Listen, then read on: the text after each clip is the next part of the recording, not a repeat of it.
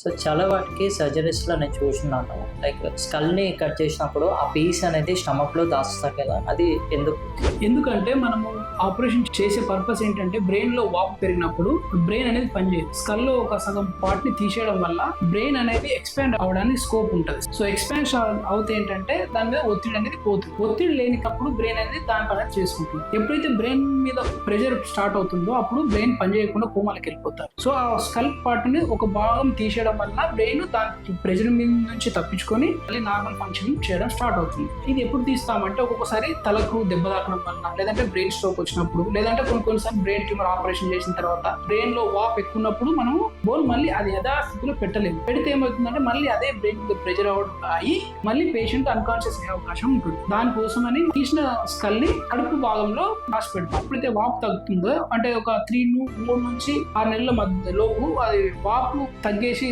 ఎప్పుడైతే బ్రెయిన్ లోపలికి స్ట్రింక్ అయిపోతుందో అప్పుడు మళ్ళీ ఆ కడుపులో భద్రపరిచిన బోన్ ను తీసి మళ్ళీ యాజ్ ఇట్ ఈస్ గా స్క్రూస్ ద్వారా మళ్ళీ దాని సరౌండింగ్స్ స్కల్ భాగానికి ఫిక్స్ చేస్తాం. ప్రతిసారి కడుపులో పెట్టాలా అంటే అవసరం లేదు. మనము కొన్నిసార్లు పేషెంట్ సీరియస్ ఉన్నప్పుడు కడుపులో దాచము. కొన్నిసార్లు కొంతమంది మాకు 2 ఆపరేషన్లు కడుపు అక్కడ ఇక్కడ వద్దన్నా కూడా మనము ఆ బోన్ ని కడుపులో దాచకుండా దాన్ని కట్ చేయొచ్చు, అంటే పారేయచ్చు. మరి పారేస్తే ఎట్లా, మిగతా టైం ఎట్లా పెడతారు అంటే దానికి రకరకాల పద్ధతులు ఉన్నాయి. ఒక ఆర్టిఫిషియల్ స్కల్ ని మనము సిమెంట్ ద్వారా కానీ టైటానియం అనే ఒక మెటల్ ద్వారా మనము కంప్యూటర్ లో 3D రీకన్స్ట్రక్ట్ చేసి డిజైన్ చేసుకుంటాం. డిజైన్ చేసేసి ఆ పేషెంట్ కి ఎంతైతే అవసరమో ఏ షేప్ లో కావాలో మళ్ళీ యాజ్ ఇట్ ఈస్ అదే షేప్ లో వచ్చేటట్టు మనం డిజైన్ చేసి ఆ సరౌండింగ్స్ కలిగి ఫిక్స్ చేస్తాం. దానివల్ల మళ్ళీ పేషెంట్ యొక్క టుర్రే తల ఏ షేప్ లో ఉందో అదే షేప్ కి వచ్చేస్తుంటుంది. మళ్ళీ ఆయనకు ఏ ఆపరేషన్ అయినట్టు ఒక స్కార్ తప్పించి మళ్ళీ ఇంకా వేరే ఏదైనా కనపడదు. సో బోన్ తీసినంత మాత్రం ఏది అయిపోతుందని భయపడొద్దు. తీసేది కూడా ప్రాణాన్ని కాపాడడానికి.